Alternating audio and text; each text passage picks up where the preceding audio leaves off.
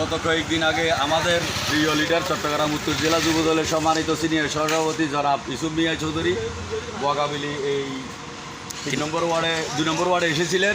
এইখানে পাহাড় দশে একদম চলাচলের অনুপযোগী হয়ে গিয়েছিল, মানুষ চলাচল বেশি কষ্ট পেয়েছিল। ওই সময় আমাদের লিডার সহ আমরা সকলেই কোদাল হাতে নিয়ে পানি নিষ্কাশন করে দিয়েছিলাম এবং ওনার নেতৃত্বে আজকে 2টা ট্রাক আসছে এই মাটিগুলি সরাইয়ে নিচ্ছে এবং আমাদের লিডার এখানে আমাদের সামনে উপস্থিত আছে। আমরা রাজানগরবাসীর পক্ষ থেকে ওনাকে আন্তরিক অভিনন্দন ও শুভেচ্ছা জানাই।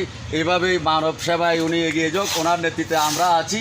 ইনশাআল্লাহ সারা জীবন ওনার নেতৃত্বে আমরা এভাবে মানব সেবায় নিয়োজিত থাকবো। ধন্যবাদ।